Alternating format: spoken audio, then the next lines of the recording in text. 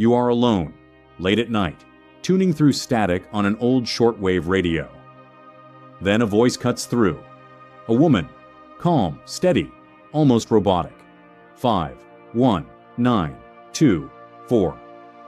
You wait for music, for a station name, for some kind of explanation. None comes, just numbers, 5 at a time, over and over. No names, no music, no context. Anyone with a radio like yours could be hearing this exact same broadcast, right now. And yet, somehow nobody knows who it's meant for. If anyone could hear these broadcasts, who were they really meant for? These broadcasts have a name now. Radio hobbyists call them number stations. They didn't come with an announcement. They just appeared. One night, on an unclaimed frequency, reading numbers into the dark. And they vanished the same way. No warning, no goodbye. Just silence, where a voice used to be. Over the decades, millions of people heard them, scattered across the world, spinning the same dial at the same strange hour, all catching the same ghost signal. Governments noticed too. Listening posts were built specifically to catch and record these signals, station after station, year after year. One hobbyist in England became so consumed by a single station that he tracked its every broadcast for over a decade, logging times, frequencies, even the exact number of digits read each night. He was one of thousands doing the same thing across dozens of countries, chasing the same impossible question. And in nearly a century of listening, through every log, every recording, every obsessive notebook, not one person ever came forward and said, "That message was for me." Whoever these broadcasts were meant for, they never once revealed themselves. It was as if the real listener never wanted to be found. So the professionals stepped in. Intelligence agencies didn't just notice these broadcasts, they hunted them. Every transmission was recorded, logged, archived. Military analysts built entire files just tracking when and where each station appeared.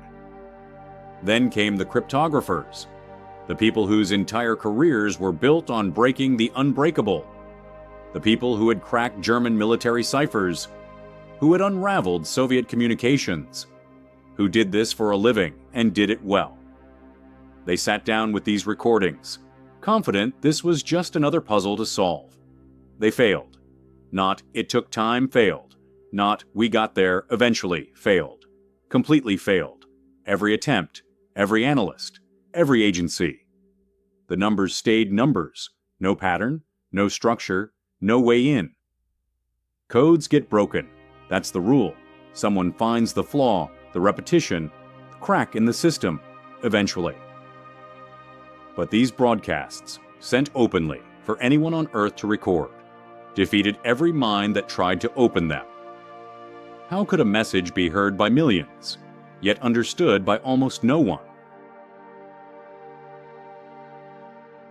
To understand why, you have to go back to the Cold War.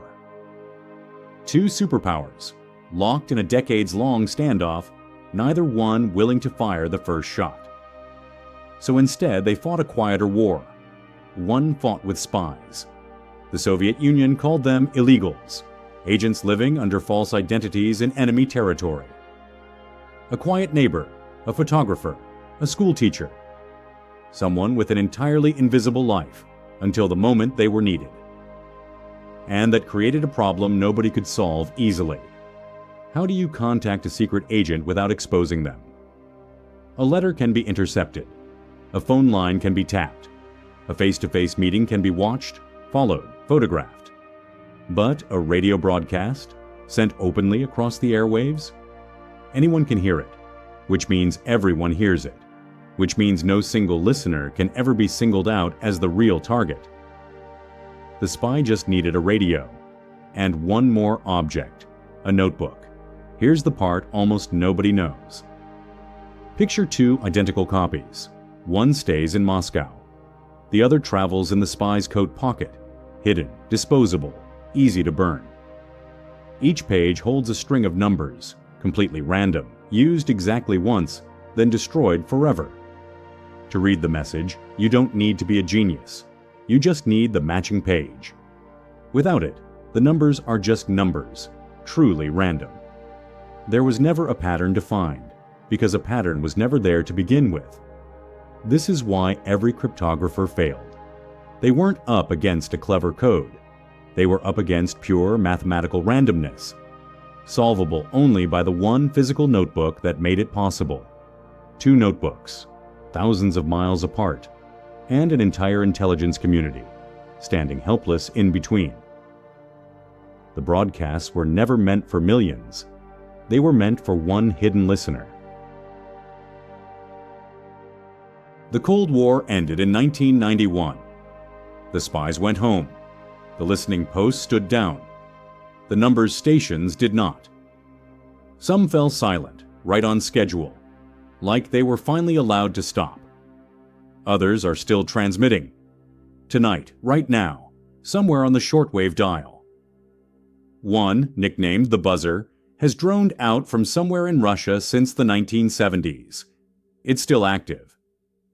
Occasionally, without warning, a human voice breaks through the drone, reads a string of numbers, and goes silent again. Another, known as HM01, still transmits from Cuba. Decades after the Cold War it was built for came to an end.